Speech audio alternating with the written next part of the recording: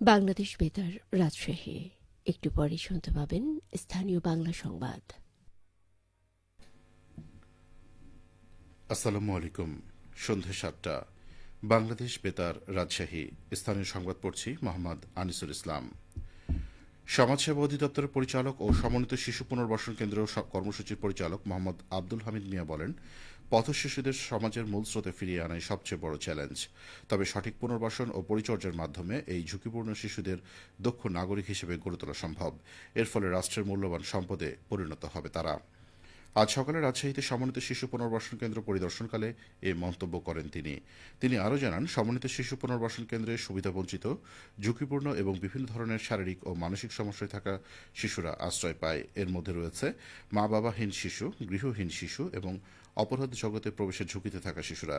তাদের নিরাপত্তা, পুনর্বাসন এবং সামাজিক একীভূতকরণের লক্ষ্যে এই কার্যক্রম পরিচালিত হয়। অনুষ্ঠানে উপস্থিত ছিলেন বিভাগীয় সমাজসেবা কার্যালয়ের অতিরিক্ত পরিচালক তাপস ফলিয়া, জেলা সমাজসেবা কার্যালয়ের উপপরিচালক মনিরা খাতুন, বিশিষ্ট সমাজসেবক গোলাম মোস্তফা মামুন এবং সমন্বিত শিশু পুনর্বাসন কেন্দ্রের প্রকল্প পরিচালক কামাল উদ্দিন চৌধুরী। নগর হোক সাইকেল বান্ধব, সাইকেল লেন হোক বাধ্যতামূলক, এই স্লোগানকে সামনে রেখে রাজশাহী মেট্রোপলিটন পুলিশ ও বেসরকারি সংগঠন রাউন্ড টেবিল বাংলাদেশের আয়োজনে রাজশাহীতে অনুষ্ঠিত হয়েছে বর্ণাঢ্য সাইকেল র্যালি। আজ সকালে রাজশাহী কেন্দ্রীয় ঈদগাহ মাঠের সামনে থেকে শুরু হওয়া র্যালিতে অংশ নেন কয়েকশো সাইক্লিস্ট। র্যালিটি হজরত শাহ মখদুম কেন্দ্রীয় ঈদগাহের প্রধান ফটকের সামনে থেকে শুরু হয়ে ফায়ার সার্ভিস রোড, সি&বি মোড়, চিড়িয়াখানা ও ভেড়িপাড়া মোড় সহ বিভিন্ন সড়ক প্রদক্ষিণ করে। উদ্বোধনী অনুষ্ঠানে প্রধান অতিথি ছিলেন রাজশাহী মেট্রোপলিটন পুলিশের ট্রাফিক বিভাগের উপপুলিশ কমিশনার নূরে আলম সিদ্দিকী। এ সময় তিনি বলেন, বাইসাইকেল শুধু একটি যানবাহন নয়, এটি দূষণমুক্ত পরিবেশ গড়ার শক্তিশালী মাধ্যম। নিয়মিত সাইক্লিং শরীরচর্চা ও মানসিক প্রশান্তির জন্য অত্যন্ত উপকারী। তিনি স্বাস্থ্য সুরক্ষায় প্রতিদিন সাইকেল চালানোর অভ্যাস গড়ে তোলার আহ্বান জানান। পাবনার ঈশ্বরদীতে ৫,০০০ রোগীদের জন্য চিকিৎসা সেবা দিতে ফ্রি মেডিকেল ক্যাম্প অনুষ্ঠিত হয়েছে। অধ্যাপক আবু তালেব মণ্ডল সমর্থক ফোরামের উদ্যোগে আজ দিনব্যাপী ঈশ্বরদী আলহাজ উচ্চ বিদ্যালয় মাঠে এই ক্যাম্প অনুষ্ঠিত হয়।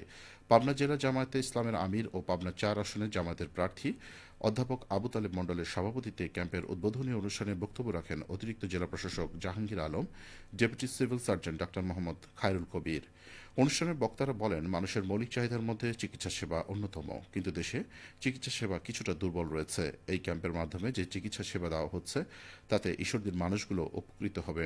এভাবে সকলে এগিয়ে আসলে দেশের চিকিৎসা সেবায় উন্নতি লাভ করবে। জানা গেছে, রাজশাহী মেডিকেল কলেজ এবং পাবনা জেনারেল হাসপাতাল সহ বিভিন্ন স্থানের ৩০ জন বিশেষজ্ঞ চিকিৎসক চিকিৎসা সেবা দিচ্ছেন। ২৫ শতাধিক স্বেচ্ছাসেবী কাজ করছে। শুধু চিকিৎসা সেবা নয়, যাদের ওষুধ কেনার সামর্থ্য নেই তাদের ওষুধও দেওয়া হচ্ছে। নাটোর প্রেস ক্লাবের কার্যনির্বাহী পরিষদের দ্বিবার্ষিক নির্বাচনে প্রতিদ্বন্দ্বিতাকারী প্রার্থীরা তাদের মনোনয়নপত্র উত্তোলন করেছেন। আজ বিকেল ৫টা পর্যন্ত সর্বশেষ সময়ে ১৩টি পদের বিপরীতে মোট ২৪ জন প্রার্থী মনোনয়নপত্র উত্তোলন করেন। তফসিল অনুযায়ী আগামী ১ নভেম্বর ভোট গ্রহণ করা হবে। নাটোর প্রেস ক্লাবের কার্যনির্বাহী পরিষদ নির্বাচনের প্রধান নির্বাচন কমিশনার হিসেবে দায়িত্ব পালনকারী দত্তপাড়া মডেল ডিগ্রি কলেজের অধ্যক্ষ মোহাম্মদ আল আসাদ বিন সাইদ জানান, নির্বাচনের ঘোষিত তফসিল অনুযায়ী ২৫ অক্টোবর মনোনয়নপত্র দাখিল, ২৬ অক্টোবর মনোনয়নপত্র বাছাই, ২৭ অক্টোবর বৈধ প্রার্থী তালিকা প্রকাশ, ২৮ অক্টোবর মনোনয়নপত্র প্রত্যাহারের দিন, আগামী ১ নভেম্বর ভোট গ্রহণ করা হবে। আগাম আলু চাষে ব্যস্ত সময় পার করছেন বগুড়ার কৃষকরা। সাধারণত মৌসুমের শুরুতেই নতুন আলুর দাম চড়া থাকে, তাই গত কয়েকদিনের ভারী বৃষ্টিপাত শেষে ভালো দাম পাওয়ার আশায় আগাম আলু রোপণ করছেন তারা। জেলা কৃষি সম্প্রসারণ অধিদপ্তর সূত্রে জানা যায়, চলতি বছর বগুড়ায় ২,২৫০ হেক্টর জমিতে আগাম আলু চাষের লক্ষ্যমাত্রা নির্ধারণ করা হয়েছে। প্রতি হেক্টরে ১৮ মেট্রিক টন উৎপাদন ধরে লক্ষ্যমাত্রা নির্ধারণ করা হয়েছে ৪০,৫০০ মেট্রিক টন। বৃষ্টিতে চাষের জমি প্রস্তুতিতে এবার দেরি হওয়ায় এখন পর্যন্ত খুব অল্প পরিমাণ জমিতে বীজ আলু রোপণ করেছেন কৃষকরা। স্বল্পমেয়াদী ৫৫ থেকে ৬০ দিনে উত্তোলনযোগ্য বিভিন্ন জাতের বীজ রোপণ করা হচ্ছে। বগুড়া কৃষি সম্প্রসারণ অধিদপ্তরের উপসহকারী কৃষি কর্মকর্তা ফরিদুর রহমান বলেন, আগাম জাতের আলু চাষে বেশ লাভবান হন চাষিরা। এ জাতের আলুর রোগবালাই দমন সহ বিভিন্ন পরামর্শ দেওয়ার জন্য কৃষকদের পরামর্শ দিয়ে যাচ্ছেন কৃষি কর্মকর্তারা। সবশেষে আবহাওয়া। আজ রাজশাহীতে সর্বোচ্চ তাপমাত্রা ছিল ৩৩.৫ ডিগ্রি এবং সর্বনিম্ন ২১.৫ ডিগ্রি সেলসিয়াস। সন্ধে ৬টায় বাতাসে আপেক্ষিক আর্দ্রতার পরিমাণ ছিল ৭৬%।